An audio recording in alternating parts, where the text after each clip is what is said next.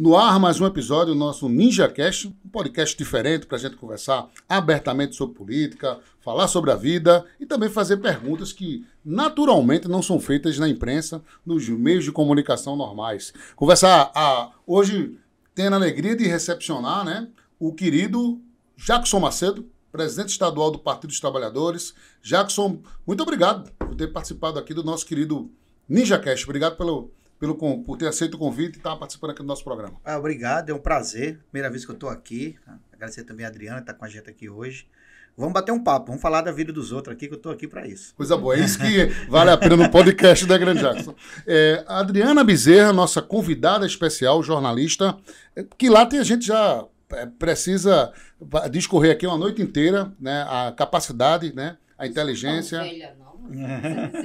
Não, você é jovem, eu estou dizendo a trajetória brilhante, uma trajetória muito, muito marcada por grandes episódios na imprensa da Paraíba. A Adriana é uma profissional que a gente dispensa comentários, uma profissional que vai longe, Jackson. E a Adriana, a gente se conheceu, uma coisa boa, boa referência, nas fileiras do Sistema Correio de Comunicação.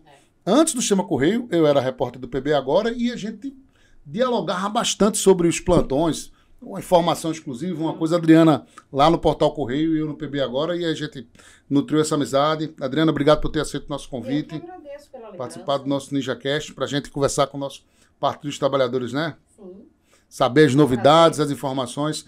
E, Adriana, como é que você tem visto, Adriana, a mídia da Paraíba? Você estava, inclusive, em Brasília, né? Agora voltando para o Estado. Quer mesmo que eu faça uma crítica aqui? Fique à vontade. Colegas, Pode ficar à vontade. Não. Tudo mudou, né? Quer dizer, na verdade, eu estava brincando quando a gente começou aqui a conversar, da minha trajetória longa, mas quando quando eu lembro, Jackson, quando eu comecei lá na redação do jornal O Norte, Rubens Nóbrega, Wellington Farias, Giza Veiga. Que time, hein? Que time. Walter Galvão. Aguinaldo Almeida. Só craque. Muita gente boa, de fato. E aí, a gente usava a máquina datilográfica, né? Tá vendo a situação? Você imagina o que é isso, Henrique? Era 2 papéis ofício, um carbono no meio, máquina datilográfica. E o editor era o Rubens Nóbrega, carrasco, mas que me ensinou demais. Linha dura. Não, o Rubens foi o professor realmente do batente que me ensinou alguma coisa sobre jornalismo. Então, tudo mudou, com a tecnologia. Hoje, as redes sociais dominam, os veículos oficiais estão perdendo o público, talvez porque tenha dificuldade, de entender o que se passa lá do outro lado. E as redes sociais têm tem alguém me ligando aqui, só um instantinho. As redes sociais permitem, que a gente tenha esse feedback muito rápido. A gente sabe como pensa e como recebe. A gente tem uma avaliação assim instantânea, de como as pessoas estão recepcionando as nossas informações. Interessante, ela falou do mestre, o nosso querido Rubens Nóbrega, fazer um episódio, relatar um episódio, pouca gente sabe. Luiz Torres, Helena Guimarães chegou a dizer uma vez, Luiz Torres, você não vai dar, fez um teste de tema correio e disse, olha, Luiz Torres, você não dá pro mercado, não tem jeito para ser jornalista. Luiz Torres recebeu essa recomendação de Helena Guimarães. Mas deixa eu fazer a defesa de Helena aqui. Mas deixa eu contar outra. Esses testes no correio eram uma coisa impressionante. E eu, repórter estagiário da Arapuã, fui fazer teste. Napoleão de Castro, que foi um grande padrinho para mim na imprensa, disse, Henrique, vem aqui para Arapuã para a gente fazer uma reportagem no Rei de Verdade, lá com Giovanni Meirelles, Padre Albeni e Marcelo José. Fui colega de universidade de Giovanni. Interessante. Aí Giovanni lá e tal. E aí o Rubens Nóbrega ancorando lá, teve uma época que estava ancorando e eu, estagiário, Aí fui inventar de fazer um flash na Lagoa. Quando chegou no flash na Lagoa, o papel voou, aquele alvoroço, eu me esqueci o nome, eu fiquei chamando de Marcos, me esqueci o sobrenome. E escuta presepada, quando eu cheguei lá na porta da redação, o Bernardo olhou para mim e disse, Henrique Lima, você não dá para o serviço, não dá para o negócio. Olha, meu irmão, é muito estabanado. Você não consegue trabalhar com comunicação, tá? Meu amigo, eu de estagiário. Fiquei arrasado. Mas aquilo ali para mim foi um ensinamento. Voltei, fui para outro sistema, comecei com a escolinha, devagarinho, e papai do céu abençoou. E quis um dia eu chegasse no Sistema Correio de Comunicação, Rubens Nóbrega, que é de todo o Portal Correio. Olhou para mim, contratado na reportagem da rádio, eu disse, Obrigado por aquele toque. E a gente tem que aprender com quem sabe, né? Com quem é referência. Ali é um craque, né? É um craque, como também Helena Guimarães, também chama Correio, era ultra maestra. Ali era uma profissional com um quilate, né? Incrível. E Helena não tinha só noções de jornalismo, ela tinha noções empresariais também. Ela entendia, né? O que a empresa sabia, ela era aquele toque de classe, né? E muito reservada. Mas vamos falar agora de política, né? Vamos. Vamos falar de política. Não, fica à vontade. As mulheres mandam na mesa. Fica à vontade, Adriana. Pode fazer a primeira pergunta. É que hoje, né, muito provavelmente, o governo, né, aliás, o governo ainda não, né? A equipe do presidente eleito deve estar hoje nomeando a última leva dessa equipe de transição, né? Que eles estimam aí que vai fechar um grupo bem heterogêneo, em torno de 50 pessoas. E aí figura o nome do senador veneziano Vital. Eu lhe digo, Jackson, que eu não me espanto nadinha, né, de estar ali, embora eu acho que a área, ele vai estar dentro da equipe que vai traçar projetos na área de turismo. E aí eu confesso a você que eu não sabia desse know-how do senador veneziano na área turística. Mas, enfim, não me surpreende, né, até em função do que a gente viveu nessas últimas eleições, o apoio explícito que Lula deu a veneziano. Agora, estranho muitíssimo é a ausência do ex-governador Ricardo Coutinho nessa equipe de transição. Como é que o PT tem acompanhado essa formação dessa equipe, que não garante a permanência no governo, né? Mas, de qualquer sorte, dali vai ter alguns quadros realmente que vão participar do governo Lula e, por enquanto, ninguém do PT da Paraíba. Como é que vocês estão acompanhando, né, essa seleção e excluindo o PT da Paraíba? Olha, Adriana, justamente isso que você falou. A nossa preocupação maior não é nem com a equipe de transição. A equipe de transição tem um papel. A preocupação maior é a ocupação do espaço de governo. Né? Como o próprio presidente Lula disse, não necessariamente quem está na transição vai estar no governo. E também tem gente que não está na transição que pode estar no governo. Então, a nossa preocupação maior, inclusive eu conversei com o Ricardo essa semana, Ricardo está em contato com a direção nacional do partido, com a presidente Iglesias, tem conversado com ela, tem dado algumas sugestões, né? E eu acho que Ricardo fatalmente vai estar no governo Lula. Eu não tenho a menor dúvida disso, pela experiência que ele tem, né? Experiência administrativa, pelo ser político que ele é. Ricardo vai estar no governo Lula e com um cargo regional, um cargo de peso nacional. Isso eu não tenho a menor dúvida. O veneziano foi indicado pela cota do MDB. CBTU não, né? Eu não acredito que Ricardo assuma cargo aqui na Paraíba. Ricardo tem força para assumir um cargo regional, assumir um cargo nacional. Aqui tem que comentar nos bastidores que CBTU é um trem estranho, né? Fica indo e volta. A CBTU é uma SA vinculado ao governo federal que administra um trem que vai e volta, de Cabedelo para Santa Rita. Mas é um órgão importante, a questão da mobilidade, né? A gente tem que trabalhar muito essa questão da mobilidade urbana, da mobilidade de massa, né? O grande problema é que as prefeituras no Brasil, elas só trabalham a mobilidade para carro, né? A gente tem que trabalhar para o transporte de massa. Eu acho que tem um papel fundamental a CBTU. O presidente Lula, né, o presidente eleito, falou justamente disso hoje, né, na COP. A importância que isso tem, o transporte de massa. Então, eu acho que veneziano é uma indicação do MDB, cumpriu um papel muito importante. O veneziano foi um parceiro na campanha do primeiro turno. O PT ficou muito orgulhoso de ter participado daquele processo todo com ele. Tem sido um companheiro muito importante para a gente e, com certeza, é um nome que vai ajudar muito nessa fase de transição. Não acredito, por exemplo, que o veneziano esteja no governo. Ele é senador, é vice-presidente do Senado, né, tem uma força importante no Legislativo, mas vai ajudar bastante agora nessa fase de transição. Então, na sua opinião, o veneziano não tem boas possibilidades de ser ministro? Não Já Ricardo, sim. Não sou eu que estou dizendo isso. Eu acho que o veneziano pode até ir para o governo, mas eu acho que o papel que ele cumpre no Senado, ele será muito mais valoroso para Lula, porque nós vamos ter um Senado difícil, viu, gente? Pois é, não, vai ter um legislativo. Foram 27 senadores, isso. 20 eleitos na base de Bolsonaro, né? Eleitos nessa onda bolsonarista. Então, a gente tem que ter gente ali no Senado para fazer o enfrentamento. E veneziano cumpre um papel importante como vice-presidente daquela casa. Então, eu acho que para o nosso projeto, né, até para ele que vislumbra disputas, por exemplo, em 2026, 2024, 26, né? Porque 24 nós vamos ter eleição de prefeito, 26 ele vai disputar provavelmente a reeleição de senador. Então, eu acho que é mais importante para ele continuar no Senado. O senhor acredita, o PT da Paraíba acredita que esse é o movimento. Acolhe agora veneziano para que ele não seja, de fato, excluído do processo e mantém no Senado, até porque, né, como o senhor acabou de falar, de fato, a composição é muito complexa, é muito complicada, tem uma base conservadora muito forte. E aí sai a transição, entra Ricardo para efetivamente participar do governo. É esse movimento que vocês esperam que aconteça até janeiro? Não, pelo menos na minha cabeça sim, né? Por exemplo, no cenário entre veneziano e Ney Suassuna, é lógico que eu prefiro veneziano. Sim. Na defesa do governo Lula, né? Defendendo a nossa pauta, né? Defendendo o nosso projeto de país.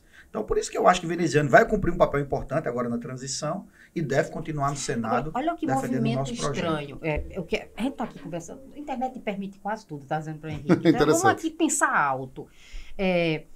Eu vi, antes mesmo da eleição, o Ricardo apareceu como grande articulador, né, dessa aliança MDB-PT. Né? Ele era o cara que estava do lado de Lula, levou o veneziano. E eu vi também uma movimentação de veneziano e Ricardo junto aos Cunha Lima. Né? Ali eles firmaram um acordo de cavalheiro de quem passasse para o segundo turno apoiaria o outro. Se fosse Pedro, veneziano apoiaria, como de fato fez. Se fosse veneziano, Pedro viria. Agora, não sou, pelo menos assim, para mim, que eu sou uma eleitora do PT, né? Votei no presidente Lula. Não foi um movimento muito estranho, quer dizer, veneziano ir para lá, Ricardo nos bastidores apoiar, o Pedro Cunha Lima já com uma imagem tão alinhada a Bolsonaro, majoritariamente eu acredito que o eleitor de Bolsonaro preferia o Pedro. Tudo isso me pareceu, me corrija se eu estiver errado, uma pauta pessoal do ex-governador Ricardo Coutinho contra o governador João Azevedo, para dificultar a eleição de João, se topou qualquer parada, até se alinhar com um candidato mais conservador, que atraía o voto bolsonarista, para não dar vida fácil a João Azevedo. Aí já vou lhe antecipar como é que vai ser essa relação no governo, porque aí não perde apenas João, né? Se essa aliança veneziana e Pedro tivesse funcionado, João teria perdido as eleições. Mas aí no governo a gente pode ver esse ranço que existe, essa desarmonia, essa briga que existe entre Ricardo Coutinho e João Azevedo, atrapalhando os projetos administrativos da Paraíba, porque aí, sinceramente, perdemos todos nós, né? Não, aí são duas coisas diferentes. Primeiro tem a posição do veneziano, que a gente fala dela até o primeiro turno, foi quando a gente estava junto. Até aí eu sou responsável, porque eu ajudei a construir. No segundo turno, os partidos tomam decisões diferentes, ou podem caminhar juntos. Não houve participação do PT nisso? No segundo turno, não. O veneziano participou, decidiu o apoio a foi Pedro Cunha lateral. Lima, eu fiquei sabendo pela imprensa. Né? Agora eu vou reafirmar, o veneziano é um companheiro extremamente valoroso. E eu entendo o movimento que ele fez. O que foi mais importante para a gente, ele manteve a posição de apoio a Lula no segundo turno. E essa decisão foi muito importante para o PT, foi muito importante para o presidente Lula. Quem analisa a política da Paraíba sabe que essa decisão de veneziano, ela conta muito com o viés local de Campina Grande. Você percebe que o grupo de Aguinaldo Ribeiro... Lula ganhou lá. Ganhou lá. Pois é. Aguinaldo Ribeiro se aproxima de João Azevedo, né? Se afasta dos Cunha Lima, e os Cunha Lima ficam praticamente sozinhos. Né? Aí você tem o outro grande grupo político da cidade, que é o grupo de veneziano, se aproximando de Cunha Lima justamente para fazer um desconto dessa aproximação que aconteceu lá. Na minha opinião, fazendo uma análise mais geral da política, eu acho que essa aproximação de veneziano com o grupo Cunha Lima tem mais um viés local visando disputas futuras. Por exemplo, não se engane, ou não se assuste, melhor dizendo, se em 2024 a chapa dos Cunha Lima ter alguém dos Vital como vice. Ana Cláudia, por exemplo, a esposa. Pode ter. Que fatalmente pode assumir a prefeitura, porque o prefeito eleito vai sair para disputar um cargo majoritário, numa eleição majoritária, por exemplo, de 2026. Então, isso tem um pouco isso, na minha opinião, né? Não falando aqui como presidente do PT. Sobre a relação PT-João, o PT não tinha dúvida da posição que tomar no segundo turno. Nós combinamos com o presidente Lula, eu particularmente falei com ele por telefone, falei com a presidente Gleice, e aqui, logo no domingo à noite, eu já reuni algumas pessoas do PT e disse, olha, não temos saída. Eu sou muito crítico ao governo de João Azevedo. Eu não posso abrir mão daquilo que eu vinha dizendo no primeiro turno. Né? A política não é assim. Eu mantenho minha posição. Eu acho um governo, principalmente nesse primeiro governo, foi um governo lento. É um governo que poderia ter dado um ritmo maior ao governo do Estado. Mas entre João Azevedo e entre os Cunha Lima, o PT não tinha a menor dúvida de quem seguir. Tanto que, Adriana, pela primeira vez na história da Paraíba, veja só esse dado, todos os partidos progressistas estavam no palanque de João Azevedo. da centro-esquerda, que está lá PT, PSB. Você está me dizendo que Ricardo votou em João? Não, estou falando do PT. Até a extrema Ricardo esquerda. Aí eu vou terminar. Até a extrema esquerda, da UP, da Unidade Popular, né? Até o PT, nós estávamos no palanque de João Azevedo, porque naquele momento nós entendíamos que era a melhor campanha, era o melhor palanque. Era uma questão de sobrevivência. Não, de sobrevivência é apostar no melhor projeto. Eu hoje aposto que, com certeza, foi a melhor decisão, era o melhor projeto. Nós não podíamos retroceder para os Cunha Lima, né? Agora, logicamente, que o PT quer sentar com o João, quer dialogar e discutir o governo. Aonde o PT pode ajudar, aonde o PT pode construir, aonde esses partidos que estiveram no segundo turno, como o PSOL, né, como o PSB, enfim, esses partidos todos, aonde a gente pode estar mais dentro do governo. Porque o governo é muito parecido com o governo Lula, é um governo de disputa. Porque você tem um centrão que disputa o governo de João Azevedo e disputa com a esquerda, que vai querer ocupar os melhores cargos, né? Então, essa disputa eu acho importante a esquerda fazer no governo de João, né? João, por exemplo, isso é fato, eu vou falar uma coisa aqui que eu nunca falei na imprensa. João priorizou dentro do PT um debate com um segmento que é minoritário no PT. Isso foi um recado para Frei Anastácio e Anísio Maia? Não, não é recado. Ele priorizou um debate dentro do PT com quem não tinha maioria no PT e não tem maioria eleitoral, porque foram derrotados. Tanto Frei Anastácio como Anísio Maia. Mas era um voto na Assembleia e na Câmara. Mas ele priorizou o debate com eles e ele excluiu a maioria do PT, na qual eu, como presidente, comandava, e excluiu figuras do PT que têm voto, que foram eleitos agora, por exemplo. Então é possível, né? Agora, a posição de Ricardo, aí veja bem, a posição de Ricardo tinha todo o direito de não votar em João Azevedo. E o PT não foi para cima de Ricardo cobrar uma posição dele. O que foi importante? Ricardo não tomou posição política, Ricardo não fez campanha para Pedro, gente. Diferente de veneziano, que foi para campanha, legitimamente, democraticamente, fez campanha.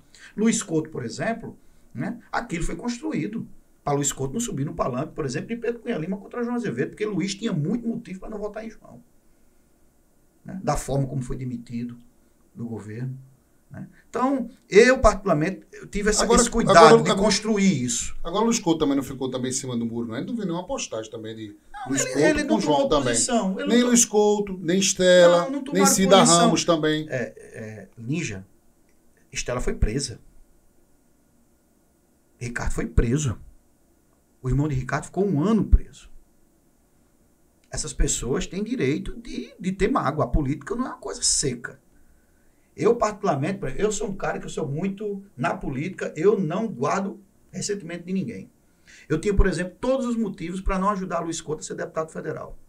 Se você der um Google aí, você vai achar várias falas de Luiz Couto me detonando no Congresso Nacional, na época que era deputado federal. Eu disputei 2 vezes a presidência do PT contra ele. A primeira vez, muito fortemente, né? Ele ia para a imprensa me chamar de burocrata. Mas eu acho que nesse momento, agora, nessa disputa interna no PT com o Frei Anastácio, com o Estela, era muito importante que a gente elegesse Luiz Couto. E fui lá e ajudei a campanha dele. Então a política não se faz com o fígado. A política se faz com a cabeça. Mas nesse caso, pelo menos o senhor vai ter que... Eu estou percebendo que essa é uma postura dificílima. Tá assim, um tecido... É muito difícil. Tá um tecido bem esgarçado. Adriana, a aprovação do apoio a João Azevedo no segundo turno, na executiva estadual, que são 18 votos... Eu queria ter visto essa foi por unanimidade. Veja só a costura difícil. Então o PT está sendo mais pragmático. Ricardo estava na reunião, inclusive. Mas ele não podia votar porque ele não era da executiva. Mas, por exemplo, os votos de Luiz Couto na executiva votaram pelo apoio a João Azevedo. O que eu estou entendendo, assim, a gente tem esse tecido bem esgarçado, até porque João Azevedo tem uma história, né, muito tumultuada com os grandes membros do PT, entre os quais, naturalmente, o principal, Ricardo Coutinho. Então, essa é uma aproximação praticamente impossível, pelo que eu estou vendo aqui do que o senhor está dizendo. O meu desenho é, Ricardo tem a expectativa de não ficar na Paraíba, de comandar aí um órgão federal importante, de Pernambuco para lá. Eu acredito muito nisso. E aí deixa o PT local participar do governo do João. Porque, na verdade, são 2 forças, Ninja, são 2 forças políticas progressistas. Né? Mas, Adriano, veja só, eu fui acusado durante 1 ano, por boa parte da imprensa da Paraíba, de ser pau-mandado de Ricardo Coutinho. Tem um jornalista aqui que tem um site, que eu não vou nem citar o nome, que inclusive eu estou processando ele, que ele disse que eu... Não vou citar nome de concorrente, não. Inclusive, ele disse que eu tenho uma relação passional com o Ricardo. Uau! Passional. Tá na matéria. Tá no ar ainda. Se você der o Google, você vai achar. Certo? Inclusive, eu estou processando o rapaz. E eu provei. Estão sugerindo um romance, é isso? Eu não sei. Impressionante essa revelação. E eu provei que não tem nada disso. Sabe por que eu provei isso? Porque eu defendo o interesse do meu partido. O mesmo esforço que eu fiz para o PT apoiar a veneziana no primeiro turno, que foi uma construção difícil, nacional, conversada com Lula, com Gleice, internamente aqui. Né? Eu apanhei muito dentro do PT para bancar isso. Por exemplo, eu fiz agora para apoiar João Azevedo. Se eu fosse pau-mandado de Ricardo Coutinho e tivesse uma relação passional com Ricardo Coutinho, eu tinha que ir para Pedro. Eu estou percebendo uma maturidade grande do PT. Assim, estão sendo agindo de forma mais pragmática. Eu defendo os interesses do meu partido. Eu não estou vinculado a projeto individual de ninguém. De ninguém. Ricardo teve uma posição de segundo turno, eu tive outra. Eu acho. Agora, por exemplo, você disse que Ricardo não votou em Pedro, né? Você acredita que... Não, eu não sei se votou. Campanha ele não fez. Mas, por exemplo, apoiadores de Ricardo, como o Fábio Maia, manifestaram apoio. Estou dizendo a você isso. Campanha, Ricardo não fez. Porque alguém viu Ricardo fazendo campanha para Pedro Cunha Lima? Eu não vi. Não. Teve um áudio vazado de um grupo do WhatsApp. Não vi. Veneziano fez campanha para Pedro, democraticamente, o MDB tomou uma posição, tal. Por que Lula não veio a Paraíba no segundo turno? Eu acho que por problema de agenda mesmo. Né? Porque, por exemplo, ele estava aqui em Recife, ao lado aqui, eu fui lá, tinha construído com Gleice a possibilidade de vir. Estava praticamente certo ele passar 2 horas aqui em João Pessoa, a gente ia fazer uma caminhada com ele do Liceu até o ponto de 100 réis, em carro aberto, estava tudo caminhado. Disseram nos bastidores que Ricardo botou gosto ruim aí nessa visita, porque ajudaria a campanha dele. Não foi Ricardo, foi problema de agenda. Ele teve que voltar imediatamente para São Paulo, tinha problema para resolver, então foi problema de agenda mesmo, não foi... Tanto que no primeiro turno, quando a gente conseguiu uma brecha na agenda, levamos ele para Campina Grande. Agora, eu acho que... Bom, eu entendo, estou vendo esse PT... assim, mais maduro, porque eu já acompanhei algumas reuniões de bastidores do PT. Tem muita vou história a cadeira, né? Vou a cadeira. Lembra de Júlio Rafael, né? Deixa ele contar uma história só pra gente rir aqui, os 10 segundos. Liga à vontade. Teve um encontro da juventude do PT há uns 15 anos atrás. Eu era secretário de juventude e deixei a secretaria para outra pessoa assumir. O encontro foi no Sintep. Terminou, nós quebramos o Sintep inteiro. As chapas da juventude quebraram umas 5 cadeiras em mim e tal. Resultado, bicho. 7 da noite, eu e mais 5 companheiros estávamos no IML fazendo corpo de delito. Todo mundo ensanguentado. Repare, ensanguentado, cortado, camisa do PT rasgada e a gente lá esperando. Aí quando a gente entrou, a médica chamou, né? Pode entrar. Aí a médica olhou assim pra gente. É uma disse, gangue? Isso foi o quê, meus filhos? Não, uma reunião do PT. Ela falou, vixe Maria. E lá no PT é assim? Eu disse, lá no PT é assim. Discordou. Então, assim, e é por isso, por esse histórico de tantas paixões, né, dos grupos, né, se digladiando, até chegar às vias de fato, que eu acho que vocês estão tomando uma postura mais pragmática. Agora, e se não acontecer esse posto federal que Ricardo está meio que contando que aconteça? Porque aí ele vai ter que fazer uma ocupação local. Haveria condições de continuar costurando esse tecido tão esgarçado, né? De reunião do PT local com o governo João? Não, em relação a Ricardo, eu não vou aqui fazer firula, gente. É muito difícil você ter a construção de uma aproximação entre Ricardo e João Azevedo. Né? Se Ricardo não for para o governo federal, que eu acho muito difícil ele não ir, Ricardo deve ir para o governo federal. O Ricardo tem uma vida política pela frente. Ricardo ainda é um jovem senhor com muita disposição de fazer política. Elegível, viu? Porque desde a última quarta-feira, pós-eleição, ele está elegível. E muita gente, eu desafiei muita gente, eu queria que... Vamos chamar uma eleição de senador daqui a 30 dias, com o Ricardo elegível, contra os 2 que disputaram com o Ricardo. Não tem nem graça, Adriano, a eleição.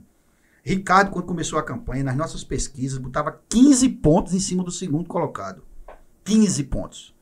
Agora, como é que um cidadão ganha uma eleição da forma que Ricardo disputou? Adriana, era uma coisa desumana o que fizeram com o Ricardo. Vou dizer uma coisa a você. Teve um sistema de comunicação aqui. Eu vou citar só um exemplo do dia da eleição. Fora o que aconteceu durante 30 dias, a quantidade de fake news que criaram contra essa história da inelegibilidade de Ricardo.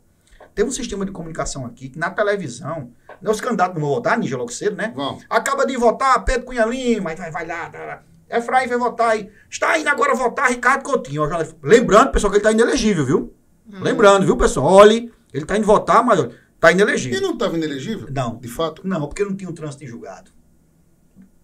Tu é advogado, né? Tu forma de direito. Não, também. sou bacharel. Bacharel em direito, né? Meu amigo, não adianta. No Brasil, você só é condenado se transitar em julgado.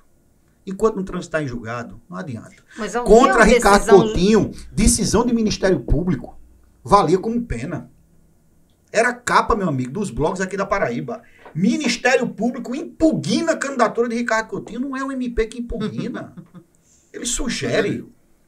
Mas era assim. Aí tem um juiz aqui da Paraíba, eu vou também citar nome para não dar holofote, que veja só, o cidadão tira... Ricardo foi o único candidato a senador do Brasil que não teve o fundo eleitoral de campanha.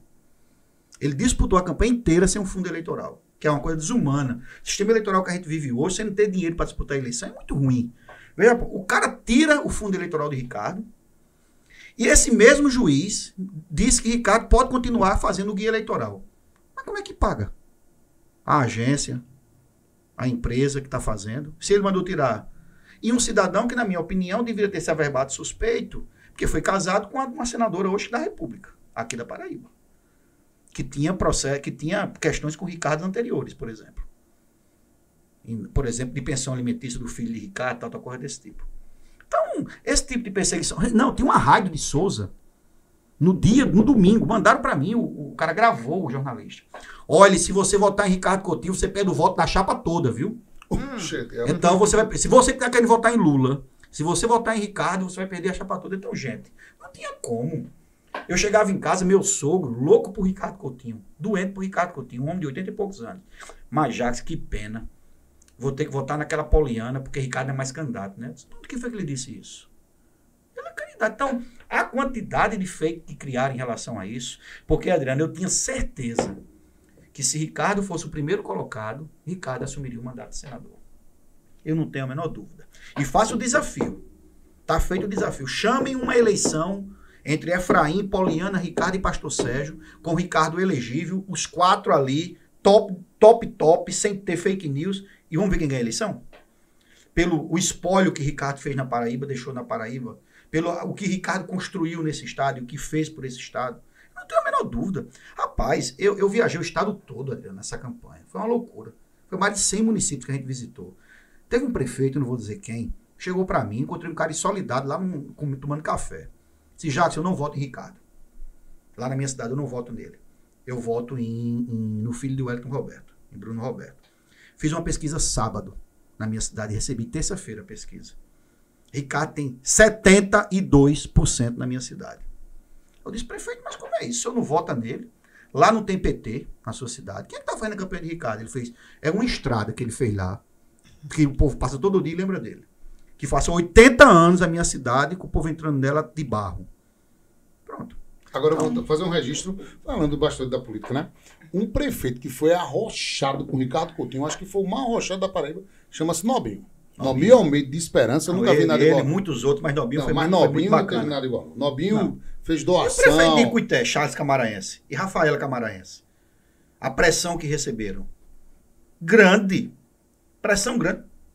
Eu saí dessa campanha com uma das pessoas que eu admiro muito e que tem muito perfil de vir para o meu partido, chama-se Rafaela Camaraense. Aquela menina tem futuro, viu, Ninja? Por quê? Porque ela é uma grande pessoa. Ela é diferenciada. Ela não é uma pessoa... Ela não é uma política...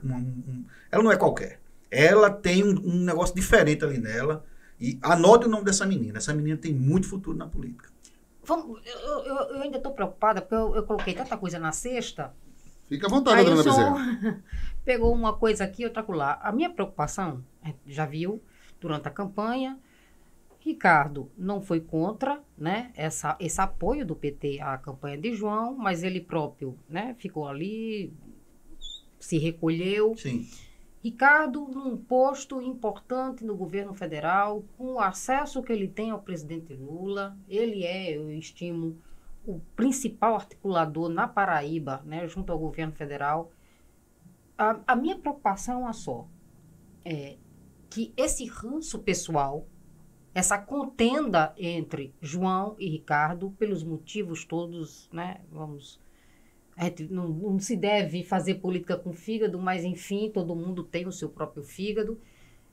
O que a gente não quer, o que a Paraíba não quer nem pensar, né, é na possibilidade desse Ricardo, empoderado pelas relações que tem junto ao presidente Lula, possa colocar algum óbice ao governo João Azevedo, porque aí reflete na Paraíba. Ricardo é um republicano. Ricardo não vai fazer com a Paraíba o que Cássio fez durante os governos de Ricardo, tentando segurar as verbas que vinham para cá. Ricardo não vai fazer isso. Ricardo tem uma relação boa com o presidente Lula, pessoal com o presidente Lula, mas Ricardo indo para o governo do presidente Lula, ele vai ser mais um parceiro do estado da Paraíba, não tenho a menor dúvida. Agora, tem uma questão política, gente, que aí é questão política dos dois.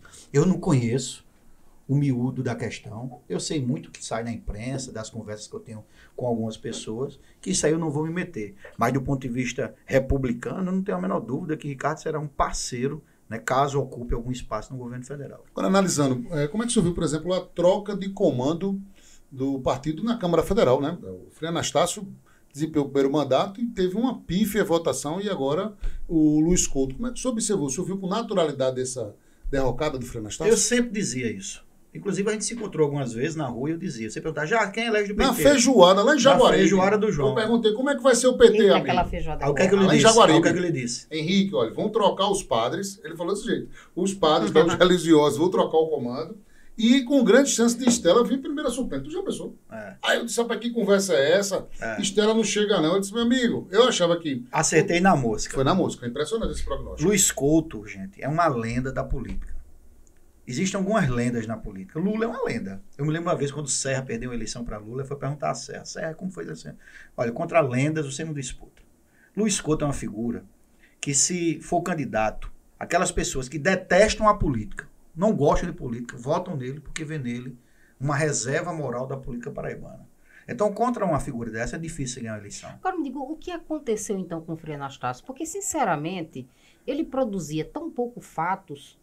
Ele fez um mandato apagado. A gente até esquecia que o Frei Anastácio estava lá na bancada paraibana no Congresso. Muita gente não sabe, Adriano. Eu votei em Anastácio para deputado federal. Levei meu grupo na época no PT para votar, que não queria votar nele, porque a gente tinha do meu grupo um candidato a deputado federal que era Marco Henrique. E todo mundo diz, olha, nós somos do grupo de Marco, temos que votar neles, mas o único que tem chance de ganhar é Anastácio. E aí eu levei meu grupo para votar em Anastácio, votamos em Anastácio. Agora, Anastácio, na minha opinião, eu não vou agora fazer a avaliação depois que perde, ele entrou numa disputa interna no PT, com a direção nacional do PT, extremamente desnecessária. E isso enfraqueceu muito, muito. Como enfraqueceu também, por exemplo, Anísio Maia, que teve no PSB a metade dos votos que teve pelo PT. Né? Então eu acho que essas pessoas deveriam avaliar as relações que construíram, principalmente com a direção nacional do PT. Adriana, o presidente Lula vem a Paraíba, foi a Campina Grande, passou 2 dias em Campina Grande. O deputado federal do PT, o único, não foi receber o presidente Lula. Qual foi a justificativa? Não disse. Não, eu estou em Brasília. Rapaz, os deputados federais, quando o Lula vai para o estado dele, esse povo botar a agenda na NASA. Eles param tudo e vão lá receber o presidente Lula. Uma coisa interessante, talvez por isso, o Frei Anastácio não tenha vindo. A gente percebeu, né, que mesmo com a derrota, Bolsonaro conseguiu fazer uma bancada muito grande, porque o bolsonarismo, ele vota junto. Então, Bolsonaro, quem vota com Bolsonaro, vota no candidato que Bolsonaro indica. Isso. Já quem vota em Lula não vota nem historicamente sempre foi assim. Pois é, o que aconteceu com o venezuelano. Isso é um problema. Transferência de votos. Isso aí é uma... Não é autocrítica, mas é uma avaliação que o PT tem que fazer, uma avaliação histórica, fazer um balanço do que é isso.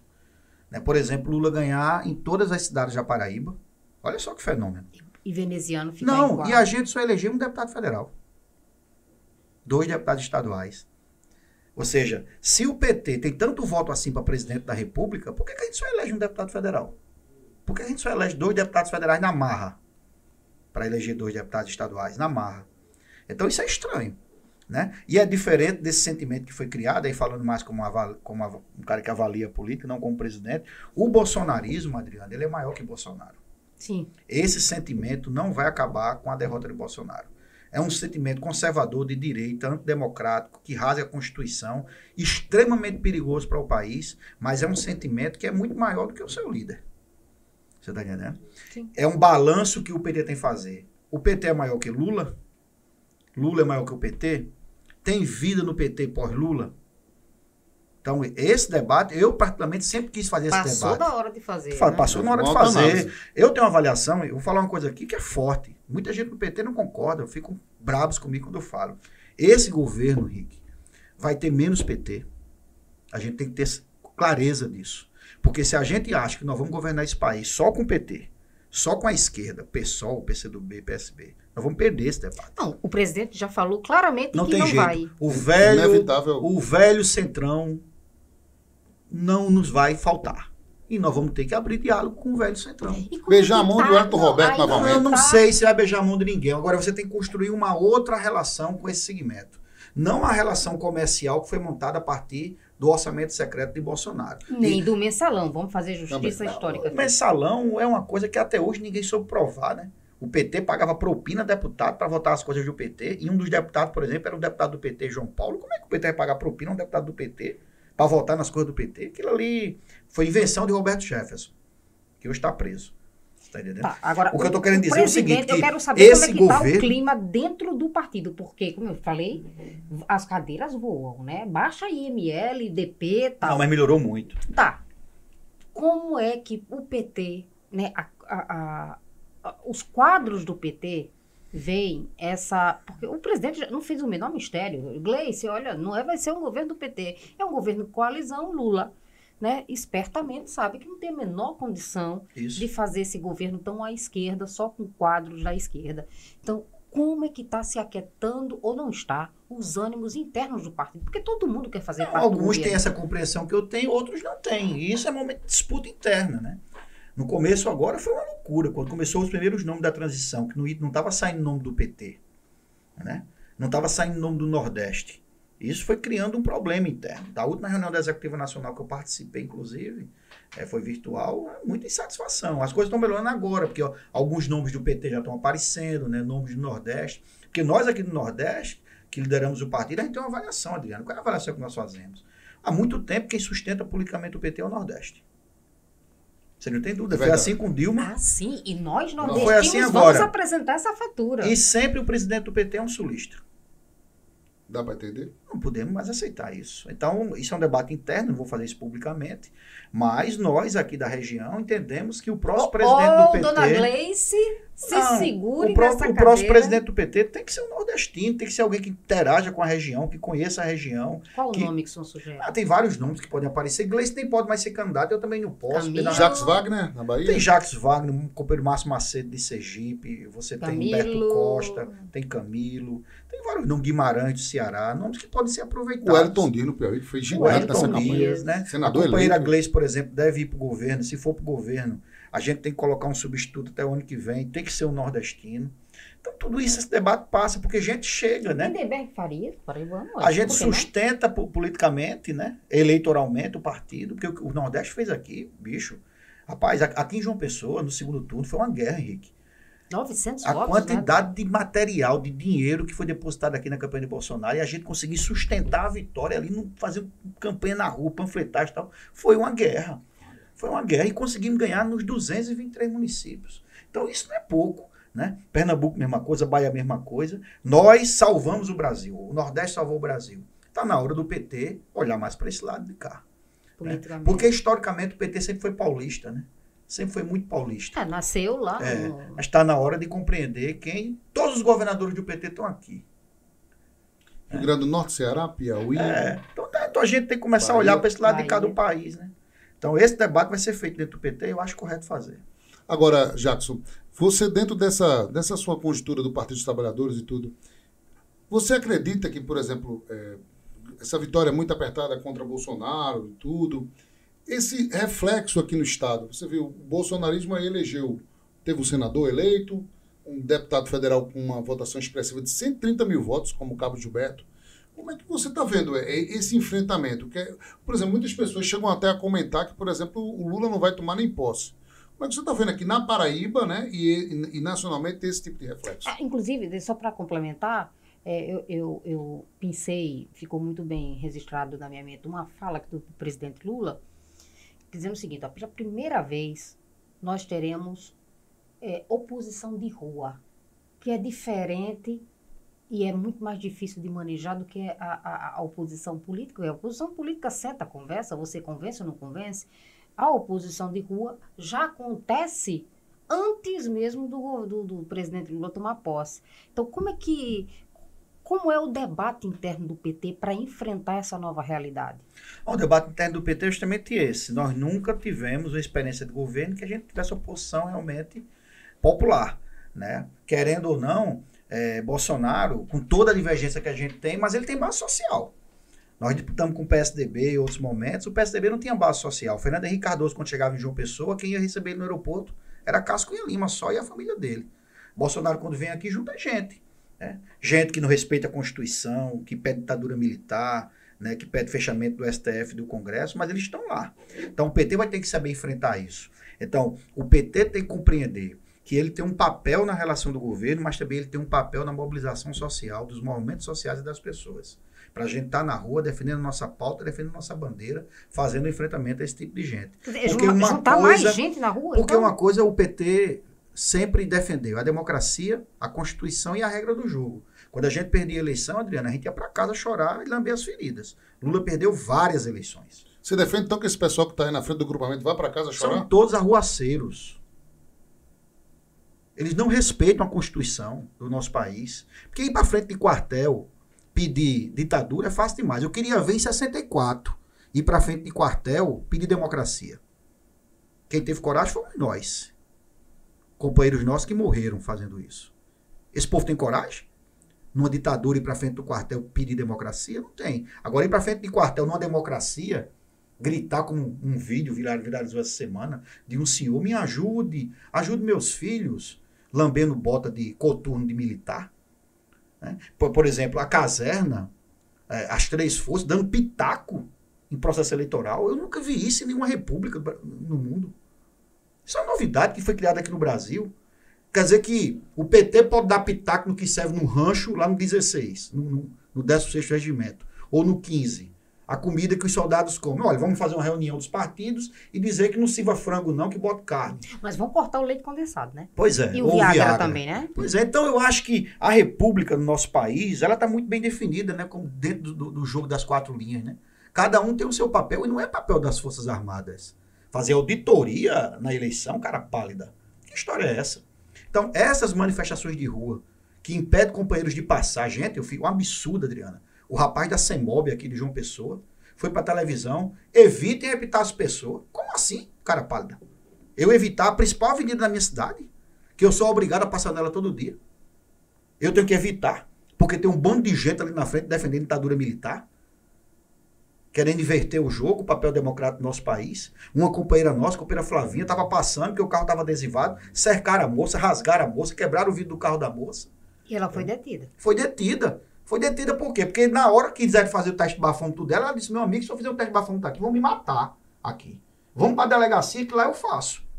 Levaram para a delegacia, quando chegou lá, não quiseram mais fazer o teste de bafômetro nela. Então, gente, nós não podemos aceitar esse tipo de coisa. Inclusive, que é grave, financiado por empresário, né? Financiado por militar, financiado por político, né? Esse tipo de movimento. Então o PT, todo mundo, Henrique, tem direito de ir para a rua, para a praça, protestar, agora dentro da regra do jogo. Quando você começa a ir para pedir fechamento de Congresso, fechamento do STF, prisão de ministro do STF, intervenção militar, aí, amigo, nós não vamos aceitar.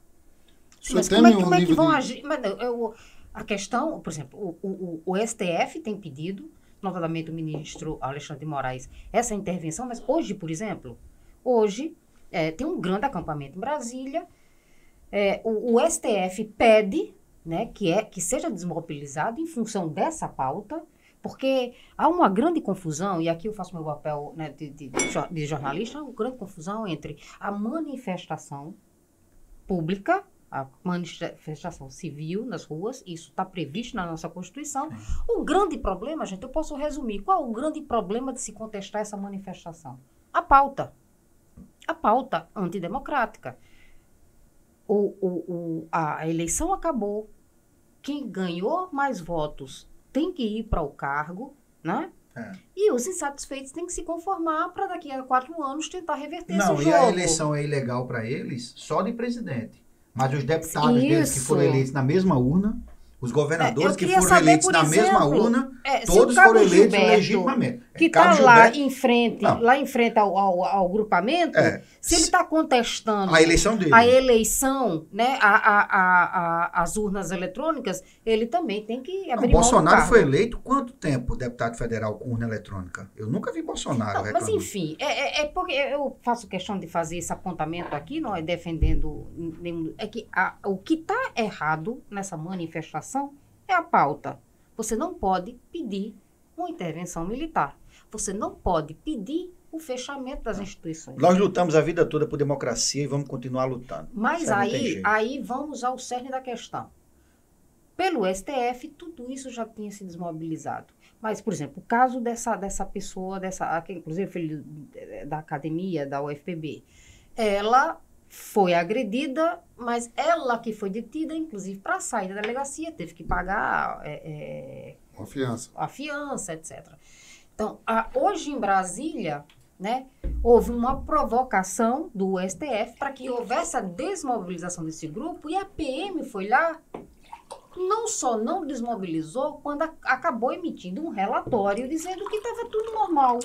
Por quê? Porque eles não estavam quebrando, porque eles não estavam ocupando, invadindo nada, porque eles não estavam depredando, porque eles não estavam impedindo o ir e vir das pessoas, porque, enfim, não estavam usando o jatinho de empresário envolvido no Lava Jato. Tem policial fazendo selfie aqui nas manifestações pois na frente do aí é que eu pergunto. Vocês não vão aceitar. Agora, como é que vão agir para que efetivamente essas pessoas deixem de pedir, sair às ruas pedindo... Esse papel cabe aos governadores e cabe às polícias nos estados. Você tem uma decisão judicial, certo? E a decisão judicial tem que ser cumprida. Quem é que cumpre? A polícia. Sim, a polícia não Adriana, está cumprindo. Só contar um fato aqui para você. O presidente Lula foi preso, aí nós fomos para frente da Justiça Federal, ali no bairro dos Estados. No dia da prisão do presidente Lula, nós, o MST, o PT e tal, os partidos de esquerda. A polícia recebeu a gente na bala de borracha. O Frei Anastácio levou um tiro no olho. O companheiro nosso, o Robson Jampa, levou um tiro no pescoço. Nós fomos recebidos na bala. Eu, depois de 2 meses do ato, fui chamado da Polícia Federal para depor. Porque eu estava lá na frente da Justiça Federal. Então, você tem uma forma de agir com a esquerda, né? E uma forma de agir com esse segmento da política. Mas é isso que eu estou lhe falando, eu vou insistir. A polícia não está agindo. A polícia se alia, a gente tem visto cenas no país inteiro, a polícia se alia aos manifestantes. Sem falar do caso da PRF. Não, aquele caso da PRF, aquele caso foi uma bomba montada que, graças a Deus, nós conseguimos desmontar na hora. Porque começou um ou outro fazendo uma denúncia, e não, isso não... Rapaz, era o Nordeste inteiro. Aqui na Paraíba estourou com o prefeito Charles Camaraense de Cuité, que logo cedo percebeu e foi para a imprensa, botou a boca no Instagram. E eu liguei para Gleice, olha, toma, esse negócio está correndo o estado da Paraíba todo aqui, todo mundo me ligando. A gente se movimentou, aí teve decisão do STF, do ministro Alexandre de Moraes. Eles fizeram uma operação para impedir as pessoas de irem votar. Aquilo, usaram a PRF como uma polícia miliciana, né? Que é um problema, uma coisa absurda que aconteceu naquele dia. E graças a Deus a gente conseguiu desmontar a tempo. Tá, eu quero saber como é que o PT vai enfrentar, não é nem os manifestantes, é essa resistência, essa desobediência já muito clara das polícias. Isso não é um problema do PT, esse problema é um problema da justiça. Quem tem que desobstruir as ruas e botar as pessoas que rasgam a Constituição e que cometem crimes é a justiça. Então o PT, essa não é a pauta do PT. A pauta do PT é essa pauta que o Lula falou hoje no COP27, que é acabar a fome, a questão de desmatamento. Esse problema é um problema da justiça. Agora, minha preocupação é essa coisa aumentar. Eu, no começo, todo mundo me ligava, Jacques, como é que vai ser isso? Olha, isso não dura 10 dias. Como foi Trump nos Estados Unidos. A invasão do Capitólio durou 48, 72 horas. Depois, né? Isso aqui não tem... Porque não tem apoio internacional, que é uma coisa fundamental para você, por exemplo, dar um golpe de Estado. Então, aqui não tem o menor risco disso acontecer. Agora, as pessoas que estão na rua é um problema da justiça e das polícias nos estados. O senhor teme pela segurança do presidente Lula? Isso aí, muito. É uma preocupação que o PT tem, e isso é uma coisa que nós temos muito cuidado. Muito cuidado. Aqui, por exemplo, quando ele veio a Campina Grande, eu participei ativamente dessa parte, e eu vi que é realmente uma operação de guerra para guardar. Como é que é? Conta pra gente. Olha, ele tem uma segurança privada. Aí de repente ele vai pra galera. Ele tem uma segurança privada, até a posse, ele tem uma segurança privada contratada pelo partido, e tem a segurança institucional da Polícia Federal como candidato. E agora como eleito. Aí essa segurança da Polícia Federal como candidato eleito, ela dobra de tamanho. Né? E a partir do momento que ele toma posse, 1º de janeiro... Manteve a privada? Tem que manter a privada. A segurança privada está com ele já há muito tempo. A gente está falando de quantas pessoas? Rapaz, a segurança de Lula... É um aparato, né? É um aparato gigantesco. Lula, quando sai 10 carros. É uma coisa de louco, assim. De louco. Ele está usando colete? Não. Nunca precisou usar isso. Nunca... Não precisou. Agora, isso cabe à Polícia Federal. Aí não é uma coisa que passa por nós. A Polícia Federal é que tem um estudo para saber se precisa usar ou não. Agora, ele deve ser uma pessoa muito difícil de ser monitorada, porque, por exemplo, eu recebi... Tem pegada popular, né? Eu recebi 2 vezes no Tocantins, eu participava de um projeto, a gente estava construindo uma usina hidrelétrica, bem na época do apagão. 2 vezes a gente recebeu lá na usina o FHC. E eu fiquei muito impressionada com a equipe dele, porque ele chegava ao rigor de marcar no chão a trajetória dele, quantos passos ele vai dar, até porque vai ter que ter aquele fundo de imagem, né, para sair para mim. Você precisava ver lá em Campina. Lá em Campina, a gente, quando montou o palco, Parque do Povo, os caras da Polícia Federal chegam à tarde e começam a olhar para os prédios ao redor. Então, o perigo do sniper, né? Aí sobe no prédio, vão olhar lá, percurso, vento e tal. Sim, tem os snipers. Com o FHC, além dele ter riscado no chão cada passo que ele vai dar, onde ele vai parar, onde ele vai... quantos passos mesmo ele vai dar, ainda tem sempre uma pessoa da área de segurança. Eu vi, era uma mulher, colocar a mão assim na barriga dele. Aqui não vai. Ele estava se dirigindo para cumprimentar os funcionários, ela botou a mão assim, ele parou.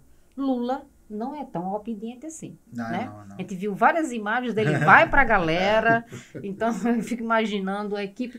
Pense num trabalho de alto risco, é que ser segurança. O que aconteceu com Cristina Kirchner, né, na Argentina, que aquilo ali foi uma loucura. O cara conseguiu furar a segurança da vice-presidente e coloca uma pistola na cabeça dela. A sorte que bateu, como chama aqui na parede, bateu o catolé. Bateu o catolé, senão o negócio ia ser um negócio difícil. O que é que você defende, Jackson, em relação já a esse início do governo Lula, que emergencialmente precisa ser feito? Eu tive com Lula na campanha algumas vezes, tive em Campina, e tive na mesa com ele, com Lígia Feliciano, quando eu levei Lígia para conversar com Lula, antes da campanha. Ele disse que em janeiro, olha só que legal, em janeiro ele vai chamar os 27 governadores, independente de partido, e vai dizer assim: quais são os 3 projetos mais importantes do seu estado para a gente executar nos 2 primeiros anos?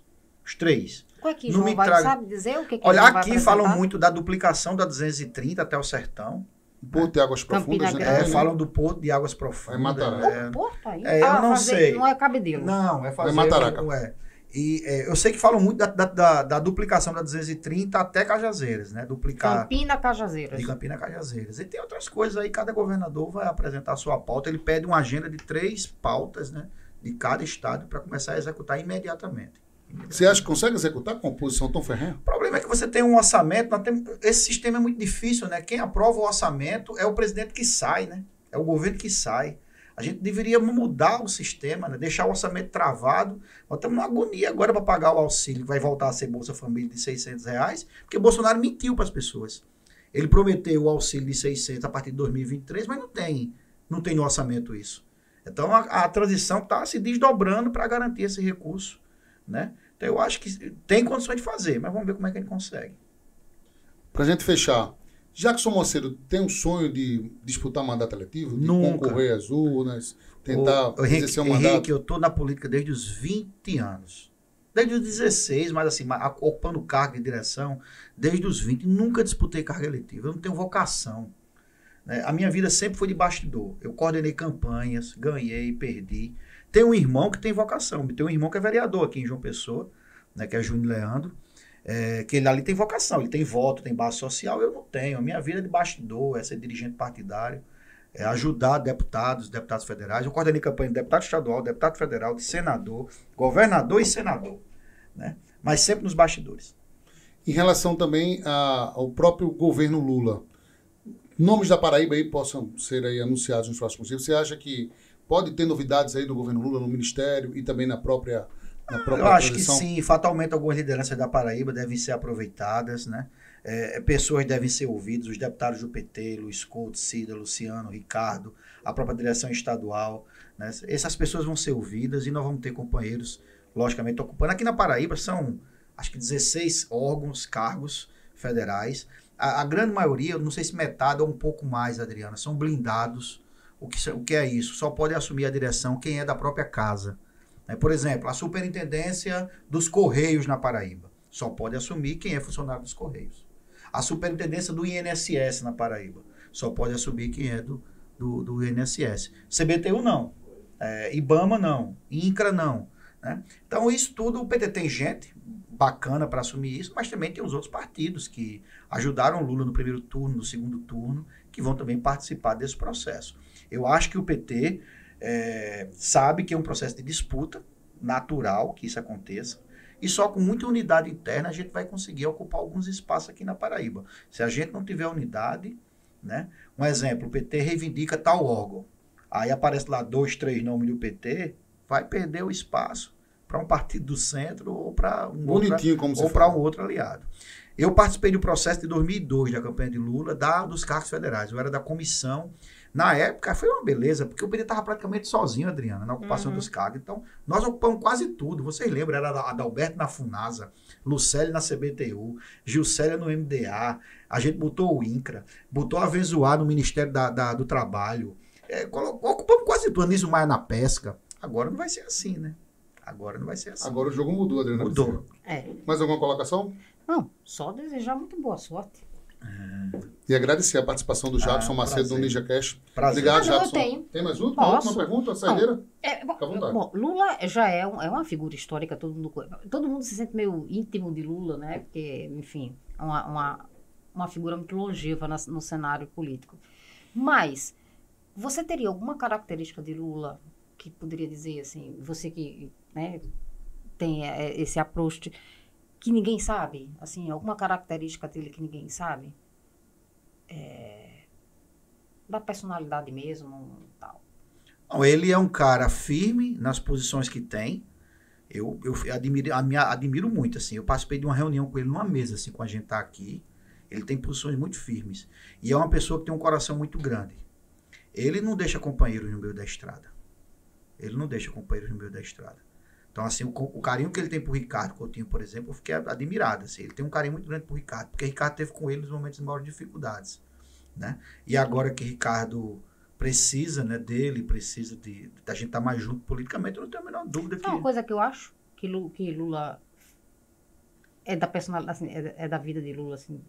Eu acho que Lula dorme bem. É um sujeito que dorme bem. Dorme bem, tranquilamente, namora, faz exercício, toma a cervejinha dele, toma... Se ele não dormisse, ele não tava churrasco vivo. com picanha. É uma pessoa humilde demais. Eu dentro do ônibus da caravana com Lula, aqui um bastidor, que eu nunca falei isso. Na caravana, a gente indo de Campina Grande para Picuí. Porque ele falou em Campina, falou em Picuí. Aquela caravana que ele rodou o Nordeste, lembra? Sim. Que era um ônibus todo bonito. Dentro do ônibus estava aqui eu, Lula, Lindenberg, acho que Mercadante, Ricardo estava mais na frente e tal. Aí foi servir o almoço. As mesinhas no ônibus, ela baixa assim, né? Lula ficou na minha frente. Aí era frango, ó. E aí botaram o garçom botou o prato, o talher, aí as coxas de frango, e pô, como é que eu vou comer frango lá em casa eu como com a mão, né? Aí eu fiquei olhando, esperando, pô, vou comer frango de talher. Aí Lula pegou o frango com a mão e eu digo, agora eu vou também. O cara é gente boa demais, ele é uma figura fantástica. Então vamos aguardar esse novo governo. Né? Jackson Macedo, obrigado pela participação no Ninja Cash. Valeu. À disposição. Estou aqui. E obrigado aí pelo papo. O papo quando é bom, né, Adriana? Ele flui e a gente já fica né, com um gostinho de quero mais. Obrigado pela participação, Jackson. Valeu. À disposição. Adriana, obrigado pela participação. Sucesso na sua carreira. Virei o espaço sempre à disposição para você, amiga. E tudo de bom, viu? Tudo de bom mesmo. Para você também. Obrigado, você é uma grande amiga, uma pessoa que eu quero muito bem. Obrigado, Adriana. Fazer uma saudação especial a todos que nos acompanham. Fiquem todos com Deus e ponham Deus no seu coração. Até a próxima.